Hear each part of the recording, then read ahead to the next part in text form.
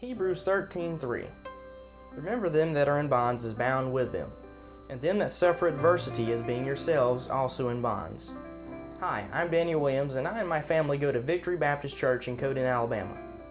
We wanted to make this video to reach out to God's people, especially pastors, on behalf of our brother, Dr. Kent Hovind. I first met Kent Hovind when I was 3 years old. He came to our church and preached a seminar. And because of his ministry, I have never doubted the creation story, flood account, and how dinosaurs fit into the Bible. And he has greatly increased my faith in the Word of God. There has been an enormous amount of misinformation about the charges brought against Dr. Kent Hovind and his ministry.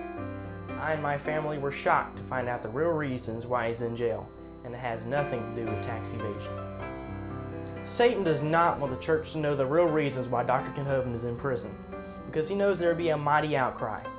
And he doesn't want him out of prison because he knows that he is a mighty weapon in God's army. We beg you to watch this brief video that will help you understand the charges brought against him 8.5 years ago, the charges that he faces with up to 80 years in prison for mailing letters, and how you can help our dear brother get out of prison.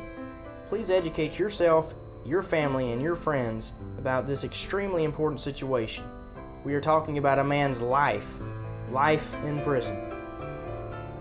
His new trial date is May 18, 2015. Please consider being there. Invite church members, family, friends, anybody that has been impacted by the life of our brother, Kent Hovind. This lost world needs to see God's people stand up and support Dr. Kent Hovind in his great time of need. Also, Past the Salt Ministries, a Christian organization, has set up a legal defense fund to help raise money to get Dr. Kent Hovind a godly lawyer that will fight for him like David fought against Goliath. For more information, please go to freekenthovind.com.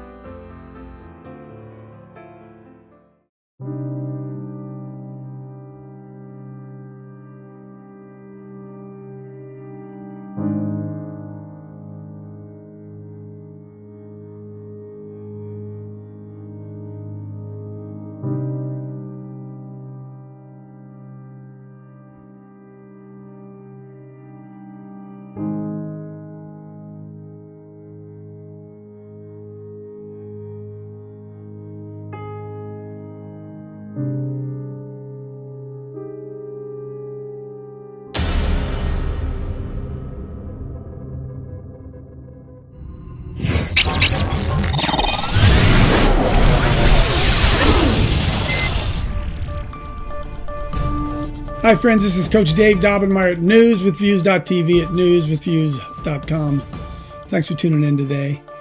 I just returned from Pensacola, Florida with a group of friends of mine, and we went down to stand with our friend Dr. Kent Hovind, who's on trial in Pensacola, Florida for the charge of mail fraud. I think it's important that I give you a little bit of information that's certainly been misreported in the press. And anytime you do a Google search or anything like that on Dr. Hovind, the wrong information comes up. Let me make this very clear. Dr. Kent Hovind has served 100 months in jail, not for tax issues. You'll do a Google search and they'll say that he's a tax protester or a tax evasion or whatever. Dr. Kent Hovind has spent 100 months in jail, 8.5 years, for the issue of structuring. And just recently, the Commissioner of the Internal Revenue Service, John Koskinen, just came out and issued an apology to Americans all across the spectrum for having misused the idea of structuring in seizing bank accounts. If my recollection is correct, it was like 127 people across America last year who had their bank accounts seized because of charges of structuring. So it would be important for us to understand what structuring is. It was a policy that was put in place to help law enforcement deal with drug dealers who were trying to launder money. And the law said that anytime a cash deposit of $10,000 or a cash withdrawal of $10,000 was made, it had to be reported to the IRS. Well, people began to get around that by taking out less than $10,000, maybe $9,500, which is what Dr. Kent Hovind did. Now, there's nothing illegal about doing that. It is his own money. He would go to the bank and he would take out the money, $9,500 a week, maybe, and pay the people that he owed money to, pay the expenses of their ministry, of the people who worked for him, instead of having to do 1099s or whatever was involved with that. Well, the IRS put together this policy based on structuring used specifically, put in place specifically for drug dealers, and that is what they charged Kent Hovind with, was structuring, not tax evasion. He never evaded any taxes at all. And then to top it off, folks, after Kent Hovind, over a period of several years, took $9,000 a week out of his bank account to pay his bills, he didn't stuff it in a pillow or under a mattress. It was his money that the ministry had earned. After Kent Hovind had amassed about $434,000 in withdrawals over the period of time paying his bills, the IRS said, listen, because that money was involved in structuring, that money belongs to us. And they tried to seize $434,000 from Dr. Hovind. And of course, he didn't have $434,000 because why? They'd spent it. They'd paid it. They weren't trying to hide anything from anybody. So Dr. Hovind, when he was put in jail, then they went about the idea of trying to seize the property to come up with the $434,000. And what Dr. Hovind is on trial today, folks, he is not a tax protester or a tax evader. What Dr. Hovind is on trial today for, and I consider it piling on, is what they called mail fraud from jail. Now, what he did was a perfectly legal action, filing court actions from jail. He's done that for the 8 years he's been in there trying to get himself free. He filed a motion whereby he put into the file of his properties a legal document saying, listen, this property is still being contested. This is not a free and clear property. And so when they would do a title search, someone wanted to buy his property, they'd do a title search. This letter would be in there saying, listen, there's some debate as to who owns this property. Buyer beware. You're buying some property that's still in dispute. Perfectly legal that he did it. But because the judge had told him to stop doing that, stop filing the reports, to stop filing the appeals, they found him in contempt of court. So Kent Hovind is in jail, or is in court today for two things: mail fraud. Listen, folks, if he had taken that filing and he had hand carried it to the courthouse, it would not be mail fraud. Do you understand that? It would not be mail fraud. But he couldn't hand carry it. It had to go through the mail. And issue number two, he has the right to appeal while he's in there. But they're also charging him with contempt of court because he continued to exercise his God-given right, his American right to appeal. The First Amendment says the right to petition the government for a redress of grievances. That's what Kent Hovind has done. Folks, he is not a tax protester. He has not refused to pay his taxes. They have seized $434,000 from him already, which was not their money to begin with. And now they want to put Kent Hovind in jail for an additional 20 years. It's amazing. We had the opportunity to be in the courtroom, spent 3 days down there in support of Dr. Kent Hovind, and just want you to know that I believe that the charges that they're bringing against him right now are nothing more than piling on, trying to put him in jail for an additional 20 years. I would request that you'd pray for Dr. Dino, pray for Kent Hovind, that justice would be served. So more than anything with this video, I want to clear something up. He is not a tax protester. He's not in jail for tax evasion. He's not in jail for not properly paying his taxes. He's in jail for a process called structuring, which was designed to be used to combat drug dealers. Is that unbelievable?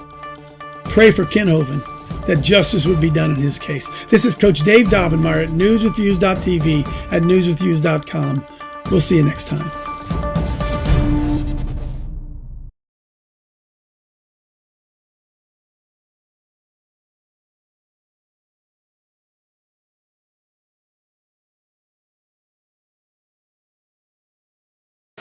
Well, I found the complaint against Michelle Heldemeyer, and I thought, since it covers so many pertinent topics, this may be a good summary of the case for those who want an intro.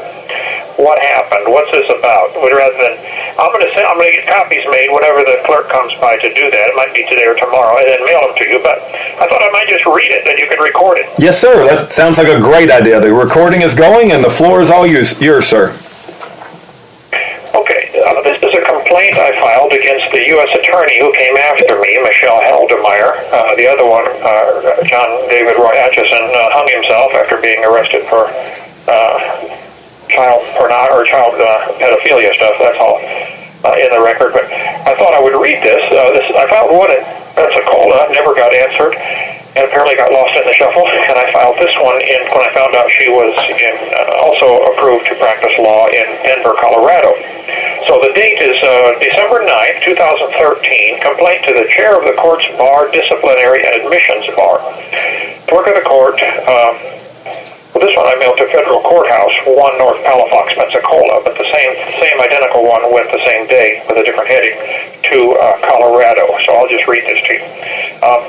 From Kent Hovind, inmate number, Berlin, New Hampshire. Regarding attorney Michelle Heldemeyer's unethical actions and misconduct in U.S. v. Kent and Joe Hovind, federal case 3:06 CR 83 MCR. I am Kent Hovind, born January 15, 1953 in Peoria, Illinois. I have first-hand knowledge to the truth of this complaint. I've been a Christian since 1969 and an ordained Baptist minister since May 25, 1974. I've been involved full-time in an evangelistic ministry called Creation Science Evangelism in Pensacola since 1989. See www.drdino.com. I've traveled and preached in all 50 states and over 30 foreign countries, and have done 100 debates at universities defending the Bible as being scientifically accurate against various atheists and evolutionists. My wife of 40-plus years and 3 married children and 5 small grandchildren all live next door and work in the ministry with me. Starting in about 2003, Pensacola-based attorney Michelle Heldemeyer led a team of attorneys and IRS agents targeting this conservative ministry. They finally got an indictment against both my wife and I on July 11, 2006 by use of lies, deceit, and withholding exculpatory evidence on 3 totally bogus charges as explained below. The entire case is being appealed, but it is her misconduct I'm filing this complaint about. As a United States attorney, she is not just a lawyer trying to win a case. She represents a sovereign, one of the greatest nations in the history of the world.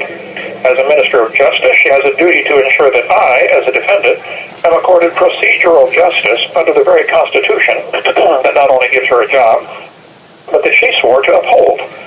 And in parentheses, see the highlighted portions from Supreme Court Case Exhibit 1 and paragraph 9. I didn't find that, Rudy, to read into the record here, but that was a 1935 Supreme Court case where it says the U.S. attorneys can strike hard blows but not foul ones. They must stay within the law.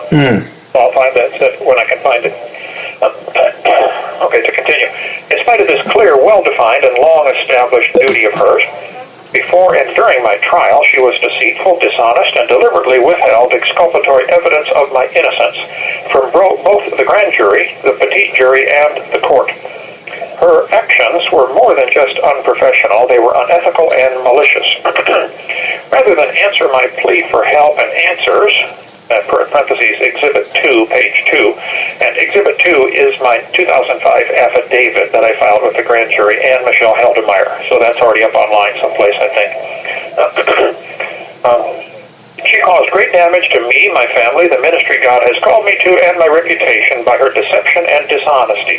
She violated my constitutional rights, parentheses below, as well. Here are the details. Number 1, in 2005, a grand jury was convened to try to get an indictment against me.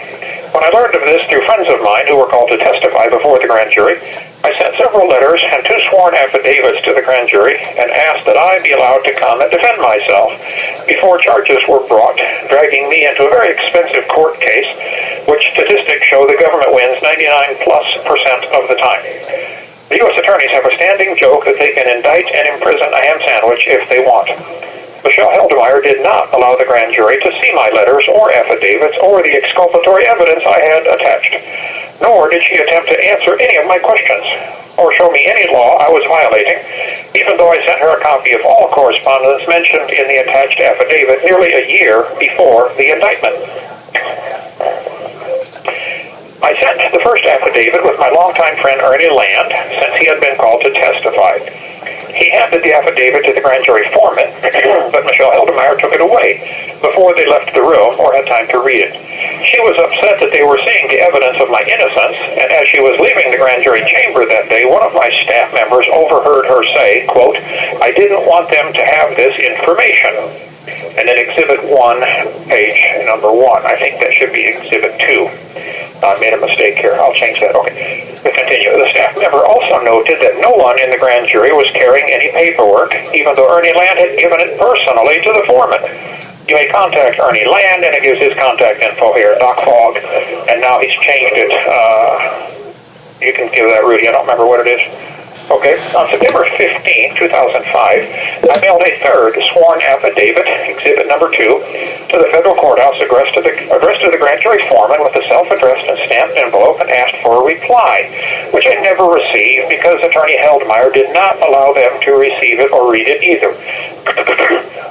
She violated my First Amendment right to be heard and my Fifth Amendment right to due process by not only refusing to let me testify on my behalf before the grand jury, but also by withholding from them the fact that both I and my attorney had even requested that I be allowed to testify. She also This call is from the Santa Rosa County Sheriff's Office. She also maliciously withheld plenty of evidence of my innocence, as we'll see below. As an attorney sworn to defend the very Constitution that gives her a job and her authority, this was clearly an abuse of power on her part. Please read Exhibit 2 carefully, and again, that is the 2005 affidavit. This was sent to her September 15, 2005, and she has yet to answer a single one of the questions or points in that affidavit. After one grand jury session, she told my attorney, Mike Rollo, that the investigation had been, quote, indefinitely postponed. Exhibit 2. She then convened a second grand jury and deceived them into issuing an indictment by withholding all the exculpatory evidence that had been sent both to her and the previous grand jury. Attached to my third affidavit were letters from 3 tax professionals whom I had paid to review my ministry to ensure I was obeying all tax laws that applied.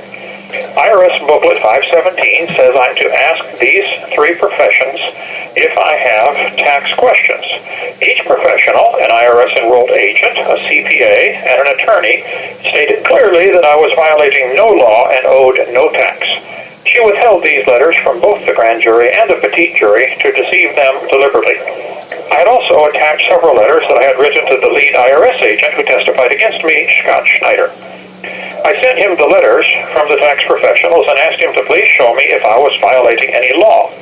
He had never answered a single letter and admitted so at trial.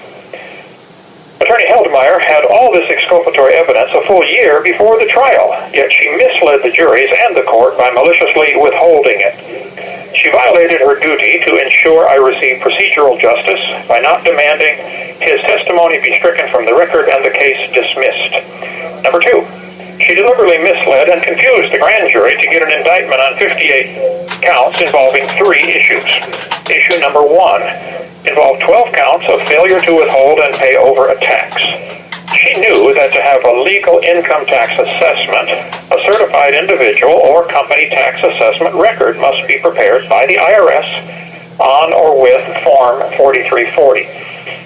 Including a Form 2866, which is a Certificate of Official Record. She knew that the government had not done an assessment or issued those forms, so there was no evidence I had failed to pay any tax. She misled the grand jury and never told them that these forms were required. Everyone knows the IRS code is a bewildering maze of legalese that most average people have no clue how to navigate. The average citizen trusts attorneys to know what the law says, and they especially trust the United States attorneys to know the law and follow the law. She misused her position and prestige to lead the grand jury to issue an indictment on counts 1 through 12, even though these counts have the missing legal and fact elements required before a tax liability can be due and owing. She also knew from the facts presented in Exhibit 2, page 8 to 10, that I was an ordained minister and was clearly an exception to the tax or withholding requirement she was charging me with violating, yet she deceived the grand jury by withholding this knowledge from them. Issue number 2. She misused her position, prestige, and power again and deceived the grand jury into indicting both my wife and I on the second issue involving counts 13 to 57. These 45 charges were about, quote, structuring funds, end quote, to avoid a reporting requirement the bank has. She knew that in order to break that law, there were 3 requirements that she was required to charge and prove that I willfully, all caps, violated all caps, 3 beyond a reasonable doubt. She knew that neither my wife nor I had violated this law so she deceitfully only mentioned one of the requirements of the law and got the grand jury to issue a faulty indictment since it had missing essential elements. As a trained and licensed lawyer, she knew full well that the court lacks jurisdiction if the indictment is missing essential elements, as mine clearly was missing A and C below. But she misled the juries and the court by skillfully presenting only one element as if that alone was a violation of the law. She violated her duty to ensure that I received procedural justice on these 45 counts. In order to be found guilty of violating that law, which is Title 31 U.S.C. 5313, A, 5324, 31 CFR 103.11. I should have been charged with, and it should have been proven beyond a reasonable doubt, that I knew and deliberately and willfully violated these duties. A, the duty of an individual to inform the bank or the IRS that he is engaging in multiple but related transactions in order to avoid the CTR filing requirement. B, there were multiple related transactions performed by the individual. C, the multiple related transactions were not filed with the bank or the IRS by the individual. Over the years, our ministry had purchased several older homes in the neighborhood for staff houses, and we hired college students part-time to help us remodel them. It was easier to give them cash to go get the materials as needed. My wife would withdraw cash about once every 2 weeks, if we had it, to keep on hand for this purpose. Pastor Mooneyhan had told us to try to keep the amount under $10,000. At least 4 times she did get over $10,000, and the bank filled out some... This call is from the Santa Rosa County Sheriff's Office. ...called a cash transaction report, or CTR. We finally got credit cards and stopped using cash in 2003. In her misguided zeal to get a conviction rather than seek truth and justice, attorney Michelle Heldemeyer charged these 3 legitimate cash withdrawals of ministry money from a ministry bank to pay ministry bills as a crime of structuring.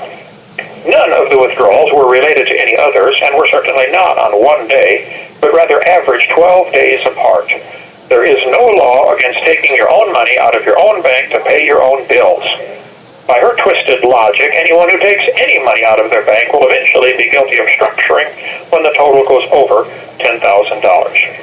The law that created this bank duty was enacted to prevent drug dealers from moving large amounts of cash. The government wanted to know when anyone deposited over $10,000 on one day. To avoid this bank form, drug dealers began making several smaller deposits of less than $10,000 to avoid triggering the bank's report. I am 60 years old and have never taken any drugs or tasted alcohol, and we were certainly not trying to hide any drug money. Michelle Heldemeyer knew full well that we had broken no law and that no drugs were involved, and she knew she could never convict my wife and I if she was required to... You have 60 seconds remaining. All 3 elements, so she deliberately left out A and C from the indictment to mislead and deceive the jury. At the close of the trial, my attorney was reading the jury instructions everyone, including Heldemeyer, had already agreed to. That in order for us to be found guilty, the amount of money structured had to be 2 or more transactions that totaled more than $10,000 in one day. Michelle Heldemeyer suddenly realized the jury could clearly see we had never done this, so she stood and objected to her own jury instruction. Let me call back and finish this. Yes, sir. Yes, sir. An inmate at the Santa Rosa County Sheriff's Office. This call will be recorded and monitored. Your advance pay account balance is $87.18. For customer assistance, billing inquiries, or to block future calls, dial 1-877-650-4249. To hear the cost of this call, press 8 now. To accept this call, press 5 now. To decline this call, no. This call is subject to monitoring and recording. Do not use 3-way or call waiting features during this call. Thank you for using Global Tel Link. All right, to continue reading my complaint of misconduct against Michelle Heldemeyer, Judge Rogers called for a recess and returned with a new jury instruction that changed the law and said words to the effect, if you find the Hovinds withdrew less than $10,000, you must find them guilty of structuring. Michelle Heldemeyer knew full well this was not what the law said, but she allowed the jury to have this flawed instruction without objection. She did not defend my constitutional right to due process or her duty to ensure I receive procedural justice, see Exhibit number 1, which is the Supreme Court 1935 case. There's a footnote here. The issue of the judge changing the law to make the prosecution's case, as well as numerous other apparent violations in my trial, is the subject of a complaint of misconduct against Judge M. Casey Rogers, currently under investigation by the 11th Circuit. Complaint number 11-13-90067. All documents are posted on 2peter3.com. To make matters worse, after the jury verdict, Attorney Heldemeyer submitted a special jury instruction asking that the so-called structured funds, the ministry money withdrawn over 2 years, be forfeited to the government, even though she knew those funds were donated to the church ministry in lawful ways and had been spent long ago on legitimate ministry bills, and there was no logical or lawful reason for her to ask that those funds be forfeited as restitution. She knew full well that restitution can only be imposed for certain specific violations of law, and this case did not involve any of them. Her call for restitution violated 5E1.1A1, which provides restitution only if authorized under USC, that stands for United States Code, 1593, 2248, 2259, 2264, 2327, 3663, 3663A, or 21 USC 853Q. Drug laws. There were no drugs in this case, yet she purposely misled the jury and the court into thinking she had authority to ask for these ministry funds to be forfeited. She did not point out the obvious violations of the law, nor object when the judge granted it, but rather instigated and participated in this fraud herself. As the attached affidavit, Exhibit 2, page 7, explains, I had discovered that the IRS had coded me as a, quote, underground coal miner in the Virgin Islands, end quote. I immediately sent documentation to correct the record, and then, to be sure the IRS had the right records on me, I did a request under the Freedom of Information Act, FOIA, to see my corrected individual master file, IMF, that the IRS keeps on every individual. It was 710 pages and cost me $146 to get. In it, there were about 35 pages that clearly stated that I was not a tax protester and owed no tax. See sample pages, Exhibit 3. I can send you all 35 pages if you need them. During the trial, in an attempt to convince the jury I had, quote, impeded the IRS in the performance of their duty, that's count 58, Attorney Heldemeyer introduced my IMF as evidence that I had caused the IRS to do a lot of work in gathering all that data. She did not mention the fact that I have a lawful right to that information via FOIA. Oh, I got a call back. They're asking me at the door here. I'll call right back. Okay, sounds good. Okay. All right, Pastor Hovind had to step away, but one of the things that I want to point out as he was reading that is how critically crazy it is when he said they changed the jury instructions after they had already agreed. So as he was reading that, he's trying to get a lot of information in a short period of time, but he said they changed when he said they, it means Judge Margaret Casey Rogers allowed the jury instructions to be changed, which is absurd. But in any event, we'll put it on pause and wait for him to call back. Kent Hovind. An inmate at the Santa Rosa County Sheriff's Office. This call will be recorded and monitored. Your advance pay account balance is $86.09. For customer assistance, billing inquiries, or to block future calls, dial 1-877-650-4249. To hear the cost of this call, press 8 now. To accept this call, press 5 now. This call is subject to monitoring and recording. Do not use three-way or call waiting features during this call. Thank you for using Global Town Link. Hey, brother, just a couple more paragraphs. Yes, sir. Let me get a good edit point. I'll start over at the paragraph I half finished here. Okay. All right. During the trial, in an attempt to convince the jury I had impeded the IRS in the performance of their duty, count 58, Attorney Heldemeyer introduced my IMF as evidence that I had, quote, caused the IRS to do a lot of work in gathering all that data, quote. She did not, bold not, mention the fact that I have a lawful right to that information via a FOIA, and the IRS has a person on staff for the purpose of answering FOIA requests. She also did not mention that I paid full price for the IMF, nor did she mention that she had deliberately and maliciously withheld the 35 pages that showed my innocence. I followed the law to the letter, yet she made it look to the jury that I was committing a crime by paying for the file the IRS kept on me, and Congress says we are allowed to get. At trial, Agent Snyder was asked by my attorney about the IMF, which is Exhibit 4, and without even touching or looking through the stack of papers my attorney was holding, parentheses, the IMF, Snyder admitted that he knew the pages showing my innocence were not there, even though it had been certified as a true copy. See page 4. The Supreme Court has clearly stated, quote, the United States Attorney is the representative of a sovereignty, whose interest, therefore, in a criminal case is that justice be done. Exhibit 1, page 2. Attorney Heldemeyer did not do this in my trial.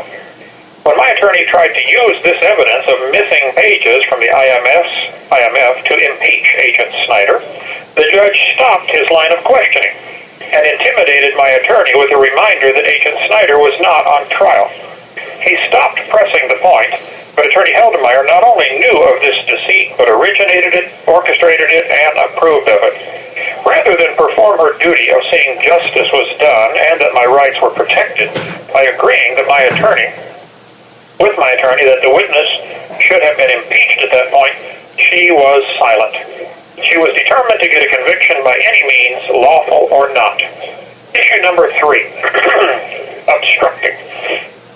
Count 58 of the bogus indictment charged me with obstructing the IRS and threatening one of their agents. In April 2004, Scott Schneider led a Gestapo-style SWAT team raid of our church ministry and seized 42 boxes of ministry records, all the cash on hand, and interrogated all the staff for hours. The day after this raid, I was doing my daily radio program, and a caller suggested I pray for them like King David prayed for his enemies in the Bible. I prayed and asked God to protect me and our ministry, and I turned the matter over to God to handle. Over 2 years later, Michelle Heldemeyer asked for an indictment saying I threatened Scott Schneider. On the witness stand, my attorney asked Agent Snyder when I threatened him, and he referenced the... This call is from the Santa Rosa County Sheriff's Office. And he referenced the prayer on the radio. My attorney asked how a prayer can be a threat, and he responded with words to the effect that in the Bible, God would often answer those prayers by harming or killing the individual prayed for. TIGTA, T-I-G-T-A, which is the Treasury Inspector General Tax Administration, I think, did an investigation and determined there was no threat. See Exhibit 4, page 2. She knew there was no threat, yet she violated her duty to seek justice and falsely charged me. As the board responsible for issuing licenses to attorneys, I ask that you investigate each item in this complaint and get Attorney Heldemeyer to answer for her unethical actions and misconduct and issue sanctions and administer whatever discipline is appropriate. In order for all Americans to have respect for the law and the justice system, it is essential that conduct unbecoming a licensed attorney be punished and corrected or their license revoked. I hereby swear under penalty of perjury that the above facts are true and correct to the best of my knowledge and understanding. Kent Hovind, December 9th, 2013.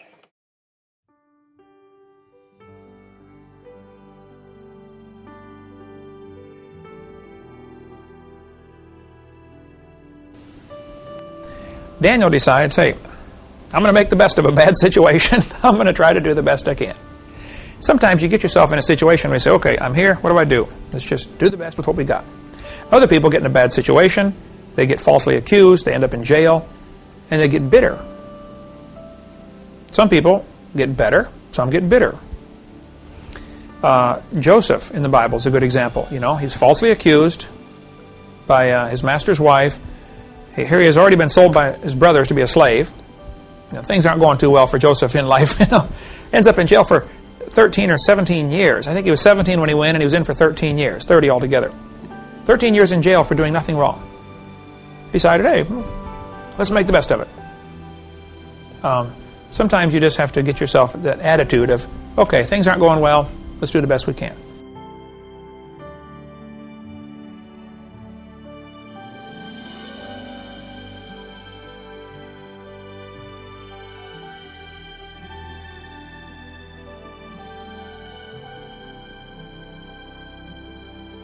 As Kent presents his defense, we need to be there to support our brother in the Lord, Kent Hovind, who's impacted my life, and I know he's impacted thousands, if not tens of thousands of others' lives.